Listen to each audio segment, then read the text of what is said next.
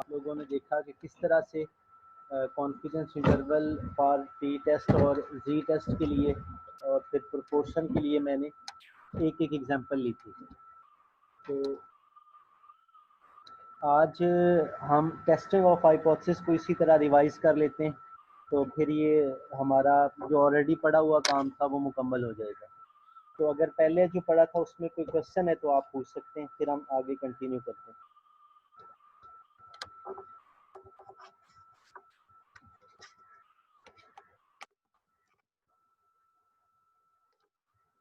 जी बच्चे, आयशा को है क्वेश्चन?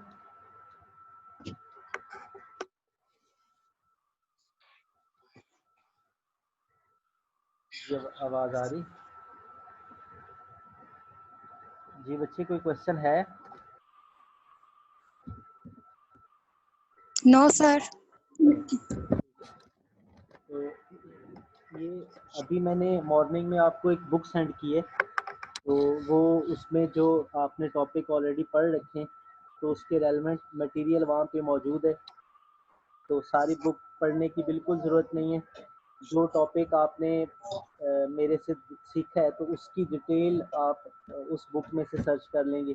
और अभी ये वाली बुक भी जो अभी आपको स्क्रीन पे नज़र आ रही है, ये भी मैं इंशाल्लाह आपको शेयर कर देता हूँ क्लास, तो उसको इसको भी फॉलो करें। और जो इम्पोर्टेंट चीज़ें हैं, एग्जांपल्स होगी, एप्लीकेशन होगी, तो वो आप अपना और अच्छी तरह इम्प्रूव कर लें। तो ये जो आप देखते हैं हाइपोथेसिस टेस्टिंग एंड इंट्रोडक्शन, तो इसमें इस पैराग्राफ के अंदर बहुत खूबसूरत तरीके से जो रीजनिंग है हाइपोथेसिस टेस्टिंग की उसको एक्सप्लेन किया गया। तो लास्ट टाइम भी मैंने आपको बताया था कि हम हाइपोथेसिस टेस्टिंग क्यों करते हैं, तो उसकी डिटेल्ड फॉर्म जो है वो यहाँ पे भी मौजूद है। जैसे थोड़ा सा मैं यहाँ तफसील में जाता हूँ। जैसे ये इन्होंने एग्जांपल लिया इस पैराग्राफ में कि जो सॉफ्ट ड्रिंक कैंस हैं उसमें जो फिलिंग है उसका लेवल कंपनी क्लेम कर रही है 12 ऑन्स। जो सॉफ्ट ड्रिंक कंपनी फिलिंग कर रही है तो उसके लिए जो एवरेज वाटर रखा गया तो वो 12 ऑन्स। अब इसको टेस्ट करने के लिए उसी कंपनी के 100 कैन जो थे वो सिलेक्ट किए गए। The average amount of soda in these 100 cans is 11.89 ounces. तो जो 100 का सैंपल लिया गया वहाँ से, तो जब उनके अंदर वाटर फिलिंग की एवरेज को मेजर किया गया तो वो 11.89 आउंसेस। तो अब कंपनी क्लेम कर रही है कि जो वाटर फिलिंग है वो 12 आउंसेस तक है, लेकिन जो 100 का सैंपल लिया गया तो वहाँ पता चला 11.89। तो अब ये डिफरेंस तो बजाय नज़र आ रहा है। तो अगर हम हाइपोथेसिस टेस्टिंग को इग्नोर कर दें और डायरेक्ट इसी डिफरेंस से हम डिसीजन ले लें कि चूँकि क्लेम था 12 आउंसेस का और जो हमें हमारी फाइंडिंग्स हैं वो 11.89, सो इसी को बेस बना के हम कंपनी का क्लेम रिजेक्ट कर दें। तो अगर हम स्टैटिस्टिक्स को इग्नोर करते हैं तो इस तरह से डिसीजन लेने की तरफ इंडिविजुअल सोच सकता है कि जो कंपनी का क्लेम था वो 12 आउंसेस था, लेकिन जो हमने सैंपल लिया तो वहाँ पे 11.89। तो लेकिन ये तरीका जो है ये एक्सेप्टेड नहीं है कि आप डायरेक्ट एक ही सैंपल लेके तो उसकी बेस पे आप डिसीजन ले लें। जैसे ये सैंपल की इंफॉर्मेशन है और ये क्लेम था 12 आउंसेस ऑफ सोडा जो फिलिंग है। अब इसकी वजह ये है, इसलिए हम ये डायरेक्ट डिसीजन नहीं ले सकते क्योंकि हमने कंपनी ने हज़ारों की तादाद में सॉफ्ट ड्रिंक्स प्रिपेयर किए हैं, तो हमने उसमें से रैंडमली 100 बॉटल्स का सैंपल लिया। तो और वहाँ पे हमें एवरेज जो वाटर फिलिंग थी वो 11.89 उसकी वैल्यू मिली। तो अगर हम इसी तरह का एक और सैंपल ले लें 100 कैंस का, तो मे बी हमें उस सैंपल के अंदर जो एवरेज फिलिंग है वो 12.04 मिल जाए, यानी क्लेम से ज़्यादा मिल जाए, ये भी हो सकता है। तो इस तरह अगर हम रिपीटेडली सैंपल लेते जाएं और ज़ाहिर है एक बड़ी पॉपुलेशन है जिसमें हज़ारों की तादाद में बॉटल्स हैं और हम 5 6 सैंपल अगर हम ले लेते हैं 100 के, तो ज़रूरी नहीं है कि जो एवरेज वाटर फिलिंग है वो सब में सेम आए, वो डेफिनेटली वेरी करेगी। तो अब हम सिर्फ एक वैल्यू की बेस पे डायरेक्ट हम डिसीजन नहीं ले सकते कि ये डिफरेंस ज़्यादा आ रहा है, लाइक जिस तरह आप यहाँ देख रहे हैं इस जगह पे, तो ये डिफरेंस हमें ज़्यादा लग रहा है और हम डायरेक्ट एक ही सैंपल से डिसीजन ले लें, ऐसा नहीं होता। तो फिर हम प्रैक्टिकली हम ज़्यादा सैंपल ले भी नहीं सकते कि हम बार बार एक्यूरेसी फाइंड करने के लिए हम सैंपल लेते रहे, तो जब हम रिपीट करते रहेंगे प्रोसेस तो टाइम भी कंज्यूम होगा, कॉस्ट भी आएगी, फिर हमें मटेरियल भी हमारा जो है वो वेस्टेज की तरफ जाएगा। तो इस चीज़ से अवॉइड करने के लिए फिर स्टैटिस्टिक्स हमें हेल्प करती है और फिर हमें गाइड करती है कि आप सैंपल एक ही लें लेकिन प्रोसीजर आप हाइपोथेसिस टेस्टिंग का फॉलो करें, तो आपके जो रिजल्ट्स हैं वो एक्यूरेट आएंगे और आप डिसीजन मेकिंग जो है वो क्लियरली कर लेंगे। जी, आप समझ रहे हैं ना, ये रीजनिंग है कि क्यों हम डायरेक्ट डिसीजन नहीं लेते। अब कोई स्टूडेंट सोच सकता है ना कि मेरे पास म्यू का आंसर आ रहा है 12 और एक्स बार का आ रहा है 11.89, तो मैं डायरेक्ट डिफरेंस ही को मैच करके तो डिसीजन ले लूँ, तो ऐसा हम नहीं कर सकते। वजह ये है कि हमने एक सैंपल लिया है और वो अगर हम रिपीटेडली सैंपल लें तो रिजल्ट्स वेरी करेंगे।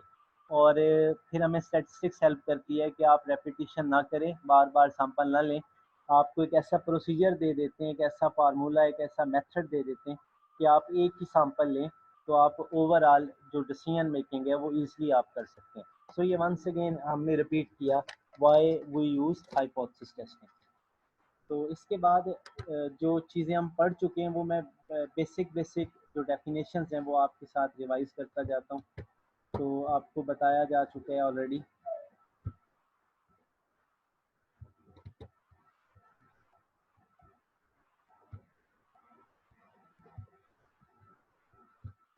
तो जैसे ये हाइपोथेसिस है तो आपको बताया जा चुका है कि हमारे पास एक नल हाइपोथेसिस होता है और एक अल्टरनेटिव हाइपोथेसिस होता है।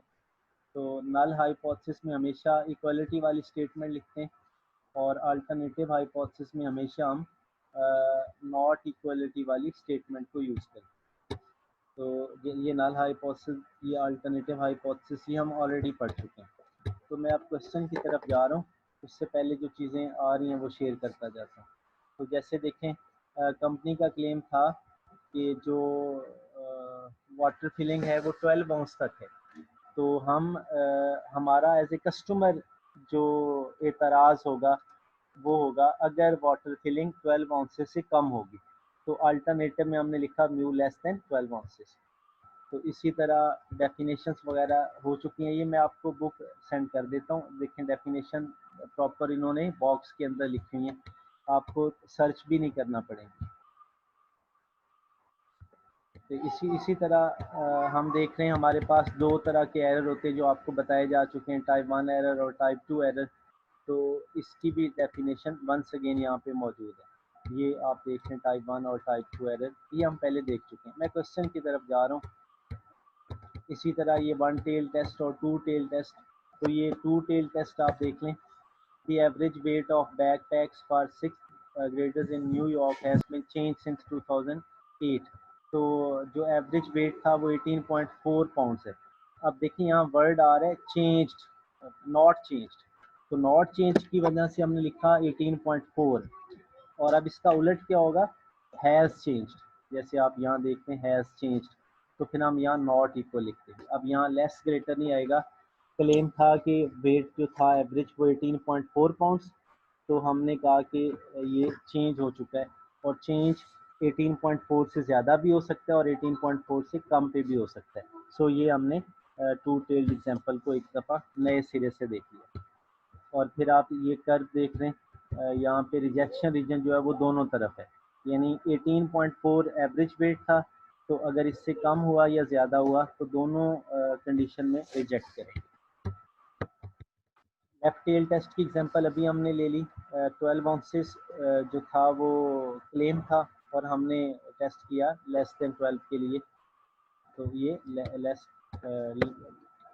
लेस देन का केस। फिर राइट टेल में एग्जांपल आ रही है तीसरी एग्जांपल है, ये मत समझिएगा मैं तेज़ी से चीज़ों से गो थ्रू होता जा रहा हूँ, हम चूँकि ये देख चुके हैं तो उसको सिर्फ हम रिवाइज करें।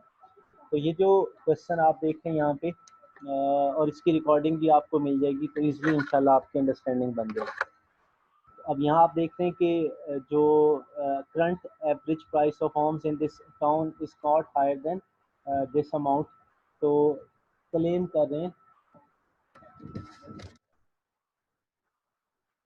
क्लेम किया जा रहा है कि जो कंस्ट्रक्शन करते हैं होम्स की, तो वो जो अमाउंट ले रहे हैं वो नॉट ग्रेटर देन दिस, तो इसका उलट क्या होगा कि इससे ग्रेटर है। तो हमने एच नॉट में लिखा कि अमाउंट ये है average price of the homes, और टेस्ट हमने किया ग्रेटर देन, तो ग्रेटर देन के लिए हमने लिखा mu greater than this amount. तो ये अपर टेल या राइट टेल की एग्जांपल होगी। तो जो तीन केसेस थे, टू टेल टेस्ट और राइट टेल्ड और लेफ्ट टेल्ड, तो वो भी रिवाइज हो गया। ये पिक्चर भी आप देख रहे हैं, एवरेज अमाउंट इतनी थी, तो अगर इससे ज़्यादा प्राइस निकलेगी तो इस साइड पे रिजेक्शन हो जाएगी।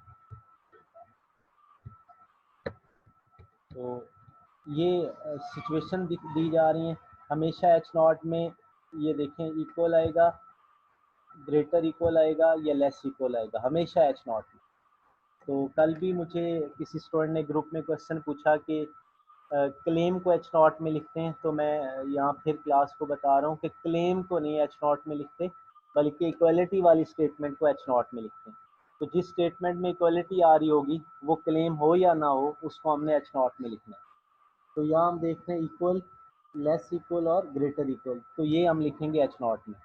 और एच वन में देखें नॉट इक्वल, लेस देन और ग्रेटर देन, और इसको हम नाम दे रहे हैं बोथ टेल पे रिजेक्शन है, लेफ्ट टेल पे रिजेक्शन है और राइट टेल पे रिजेक्शन है।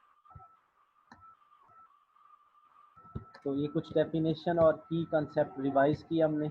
तो अब इसकी एग्जांपल पे हम चलते हैं जो हमें यहाँ से मिल जाती है। तो ये एग्जांपल आप देखें और एप्लीकेशन देखें।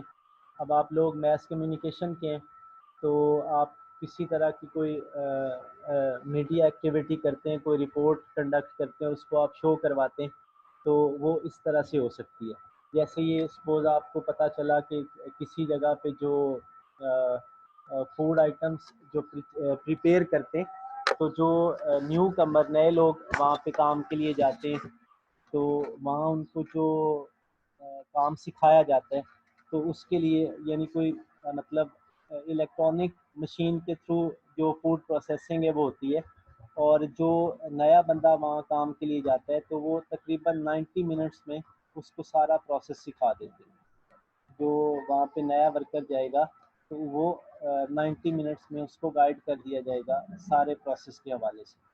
जिस तरह ये क्लेम है, it use to take an average of 90 minutes for new workers to learn a food processing job. तो ये क्लेम किया जा रहा है कि 90 मिनट्स में जो फूड आइटम्स बनाई जाती हैं उसकी ट्रेनिंग दे दी जाती है। एक मिनट वेट कीजिए। वाह,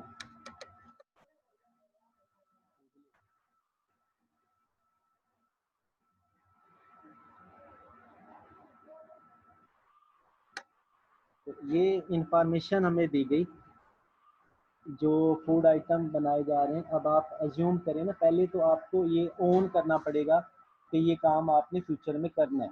लाइक आप लोग विज़िट करते हैं और आप कोई रिपोर्ट जनरेट करते हैं, तो मीडिया टीम के साथ आप पहुंच जाते हैं कि जी वहाँ पे जो लोग काम करते हैं तो उनकी प्रॉपर ट्रेनिंग नहीं होती सपोज, तो वो आपको फिर आगे से गाइड करते हैं कि जो हमारे पास इलेक्ट्रॉनिक मशीन्स हैं, तो उसमें जो फूड प्रोसेसिंग का टाइम या उसकी जो ट्रेनिंग है या लर्निंग है, वो हम ऑन दी एवरेज 90 मिनट्स में न्यू वर्कर्स को सिखा देते हैं। तो अब आपने टेस्ट करना है कि क्या ये क्लेम ठीक दे रहे हैं या नहीं दे रहे।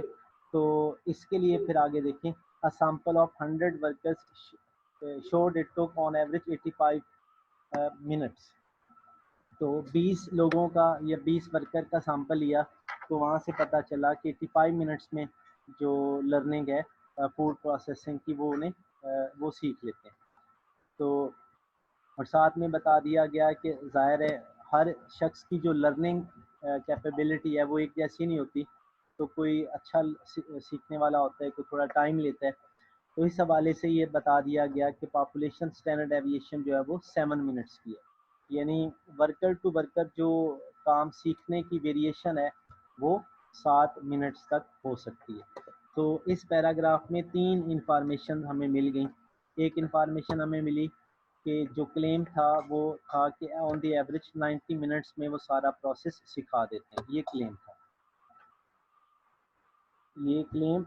फिर आपने इस क्लेम को टेस्ट करने के लिए 20 वर्कर्स का सैंपल लिया, तो जब वो सैंपल लिया तो आपको एवरेज इंफॉर्मेशन मिली 85 मिनट्स, और पॉपुलेशन स्टैंडर्ड एविएशन है 7 मिनट्स की। तो अब आपने टेस्ट करना है, टेस्ट करेंगे that the new machine is different from 90। ये देखिए साथ ही उन्होंने बता दिया, आप फाइंड द पी वैल्यू ये आपने नहीं करना।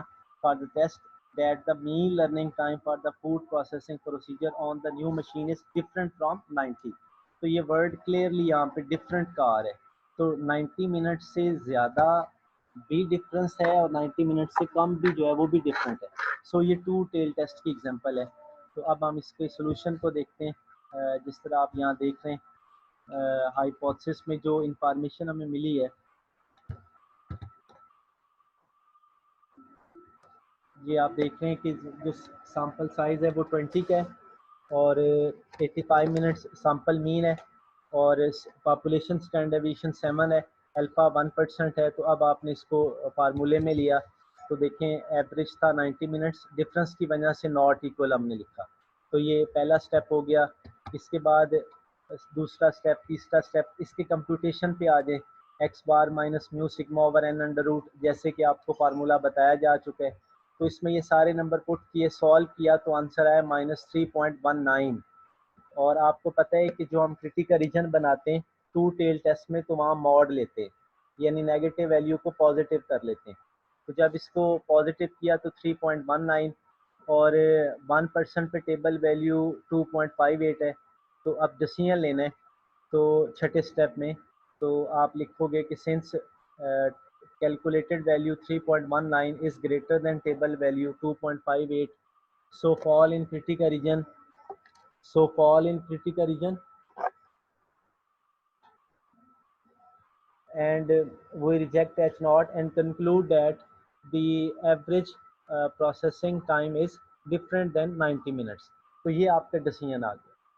तो ये हाइपोथेसिस टेस्टिंग क्यों करते हैं, उसके स्टेप्स के अंदर कुछ मेजर डेफिनेशंस और एग्जांपल मैंने आपसे शेयर की। आपका यहाँ तक कोई क्वेश्चन है तो पूछें, इसके बाद फिर प्रोपोर्शन की एक एग्जांपल देख लेते हैं। जी शाबाश, कोई क्वेश्चन?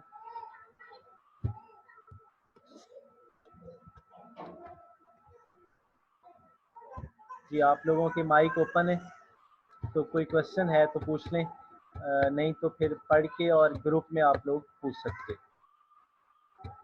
तो अब प्रोपोर्शन की एक एग्जांपल आपसे शेयर करते हैं और फिर यहाँ पे हम स्टॉप कर देते हैं। तो ये अगला टॉपिक है hypothesis testing about a population proportion. तो इस पे एग्जांपल देख लेते हैं, हम डायरेक्ट एग्जांपल पे चले जाते हैं।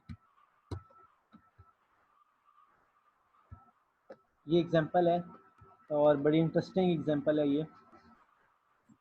जो ड्राइवर्स हैं जिनकी एज 16 साल से 61 साल तक है, उनका डेटा लिया गया और उनसे सिर्फ इतनी बात पूछी गई कि जब आप लोग ड्राइव कर रहे होते हैं तो उस वक्त आप मोबाइल फ़ोन का यूज़ कर रहे होते हैं या नहीं कर रहे होते। तो अब देखें, ये क्वालिटेटिव स्टडी है, इसमें आप नंबर्स की फॉर्म में डाटा नहीं ले रहे बल्कि येस नो की फॉर्म में ले रहे हैं कि क्या आप while driving use mobile phone और नॉट। तो उसमें से 83% ने कहा कि yes they have talked on their cell phones while driving. तो 83% जो है वो इस बात को एक्सेप्ट कर रहे हैं। तो अब देखना ये है कि सैम्पल इंफॉर्मेशन जो हम यहाँ पे ले रहे हैं, ये ओवरऑल जो क्लेम था वो 81% है, यानी कोई जो एसोसिएशन कोई होगी जो जिनके पास डिटेल्ड डेटा मौजूद है, तो वो क्लेम कर रहे हैं कि 81% जो ड्राइवर्स हैं जिनकी एज 16 से 61 साल तक है, तो वो ड्राइविंग के दौरान मोबाइल फ़ोन का यूज़ करते हैं। तो ये जो 83% की इंफॉर्मेशन है ये बेसिकली ली गई है 1600 ड्राइवर्स का सैंपल लेके।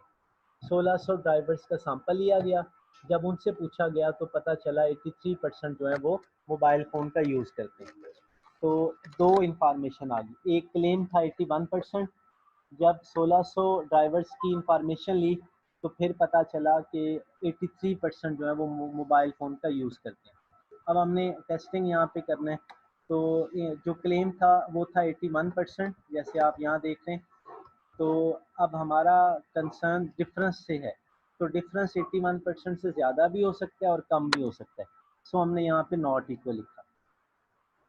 फिर आप देख रहे हैं सैम्पल साइज़ 1600 का है, और जो एस्टिमेटेड प्रोपोर्शन है जो हमने सैम्पल से लिया है वो 0.83% है। 100 पे डिवाइड किया तो 0.83, और ये जो पी आपको नज़र आ रहा है ये पॉपुलेशन के लिए क्लेम है, तो ये 0.81 है। तो तीन इंफॉर्मेशन हमें यहाँ पे नज़र आ रही हैं, सैम्पल साइज़ 1600, एस्टिमेटेड प्रोपोर्शन 0.83, और ऑब्जर्व प्रोपोर्शन या क्लेम वाली वो 0.81। तो 1 में से पी निकाल दिया तो वो 0.19, इसको हम क्यू कहते हैं, और अल्फ़ा 5% है। तो अब इसे जस्ट फार्मूले में पुट करना है, जैसे ये फार्मूला आपको नज़र आ रहा है, P cap minus P cap का नंबर 0.83 यहाँ पुट कर दिया, पी यहाँ पे आ गया। Standard error P Q over N हमने अलहदा से सॉल्व किया, वो 0.0098 आया, यहाँ पुट किया, सॉल्व किया तो 2.04। तो जो कैलकुलेटेड वैल्यू आ रही है वो 2.04। तो अब हम डिसीजन लेंगे, तो 5% पे जो टेबल वैल्यू है वो 1.96 है। तो since table value 2.04, calculated value 2.04 is greater than table value 1.96, so it fall in critical region, and we reject H naught and conclude that the drivers which talk while driving is different than 81%, यानी जो proportion of drivers है जो during driving mobile phone का use करते हैं वो different है then 81%। ये हमारा डिसीजन हो गया। तो टेस्टिंग ऑफ हाइपोथेसिस में टी टेस्ट और फिर जी टेस्ट एक ही बात में हमने मीन और प्रोपोर्शन के लिए एग्जांपल्स देखी। जी यहाँ तक कोई और क्वेश्चन है तो?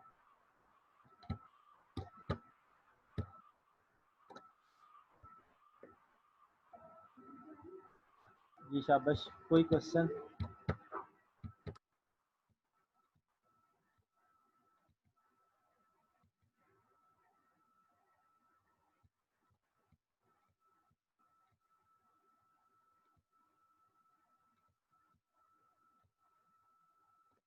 एक एग्जांपल यहाँ पे देख लें, वन टेल की। तो इसमें कहा जा रहा है the company claims that at least 90% of all orders are mailed within 72 hours after they are receive. तो ये जो हमारे पास मेलिंग सिस्टम है डाक डाक का या जो टीसीएस का प्रोसेस है, तो वो उस पर डाटा है। तो कंपनी क्लेम कर रही है कि जितने हमें ऑर्डर्स रिसीव होते हैं तो वो विद इन 72 आवर्स उनमें से कम 90% हम आगे पहुंचा देते हैं। 90%, एटलीस्ट 90%। तो ये क्लेम है उनका, एटलीस्ट 90% जो मेल उन्हें रिसीव होती हैं वो आगे फॉरवर्ड कर देते हैं। तो देखें इसको यहाँ पे एच नॉट में हमने एटलीस्ट में समझा है कि इक्वलिटी आती है, तो हमने लिखा P greater than or equal to 0.90, यानी कम से कम 90%। तो 90 और उससे ज़्यादा जो मेल हैं वो फॉरवर्ड हो जाती है। अब इसका उलट क्या होगा, लेस देन 90%। तो ये हमारे पास नल और अल्टरनेटिव हाइपोथेसिस बन गई। अब the quality control department at the company often take samples to check if this claim is valid. अब हमेशा क्वालिटी कंट्रोल का डिपार्टमेंट है, जिस तरह हमारे यूनिवर्सिटी में क्यूईसी का है, तो वो चेक एंड बैलेंस रखते हैं कि क्या जो कहा जा रहा है वो वैलिड है या नहीं। तो वो उन्होंने recently random sample of 150 orders, उन्होंने 150 का सैंपल लिया, तो उसमें से 129 थे जिनकी मेल जो थी वो फॉरवर्ड होगी विद इन 72 आवर्स। तो do you think that the company claim is true. अब हमें ये टेस्ट करना है कि क्या वाकई एटलीस्ट 90% मेल फॉरवर्ड हो जाती हैं, ये हमारा क्वेश्चन है। तो हाइपोथेसिस हमने बना लिया, एन हमारे पास 150 है, तो हमें जो स्टैंडर्ड एरर है वो अब कंप्यूट करना है। तो पी हमारे पास 0.90, तो इसको आप फार्मूले में पुट करेंगे।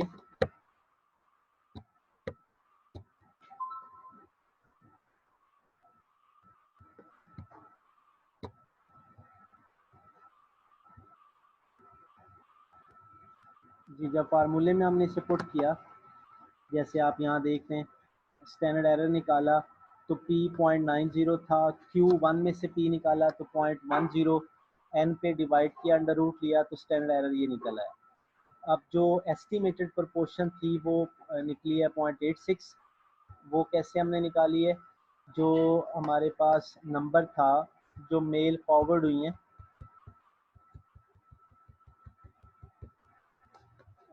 ये क्लेम था ना कि जो 150 का सैंपल लिया गया और उसमें से 129 जो मेल हैं वो फॉरवर्ड हो गई हैं। तो 129 को 150 पे डिवाइड किया तो पी कैप हमें मिला 0.86। तो पी कैप हो गया 0.86, पी हमारे पास है 0.90, एन हमारे पास है 150। तो ये सारी इंफॉर्मेशन हमने फार्मूले में पुट की, तो ये टेस्ट स्टेटिस्टिक की वैल्यू आ गई -1.63। तो अब चूंकि ये लेस देन का केस है तो इसमें नेगेटिव साइन साथ आएगा, तो टेबल वैल्यू यहाँ पे वंस अगेन बनेगी -1.645। तो अब हमें डिसीजन लेना है, तो क्या जो हमारी कैलकुलेटेड वैल्यू है वो टेबल वैल्यू से छोटी है या बड़ी है। तो ये डिसीजन आप देख लें, the value of the test statistics is greater than the critical value of z -1.96 and it falls in the non rejection region, यानी ये नॉन रिजेक्शन रीजन में फॉल कर रहे हैं। Therefore we fail to reject H naught, हम reject नहीं करेंगे claim को, और फिर हम कंक्लूड करेंगे कि यस कंपनी ठीक कह रही है, एटलीस्ट 90% जो मेल हैं वो विद इन 72 आवर्स फॉरवर्ड हो जाती हैं। सो ये हमने लास्ट टाइम कॉन्फिडेंस इंटरवल पे डिटेल से बात की, आज टेस्टिंग पे बात की है। तो 2 से 3 मिनट हैं हमारे, कोई क्वेश्चन है तो मोर देन वेलकम। जी शाबाश, माइक आप लोगों के ऊपर है, कोई क्वेश्चन।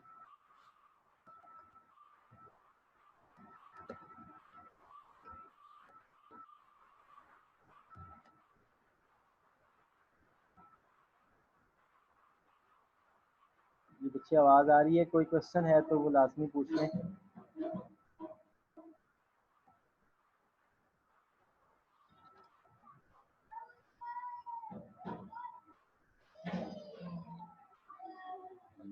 चलें जी, थैंक यू वेरी मच, और क्लास को एंड करते हैं। अगर आप इस वक्त नहीं बाद में क्वेश्चन करना चाहते हैं तो ग्रुप में आप लोग पूछ सकते हैं। अल्लाह हाफिज़।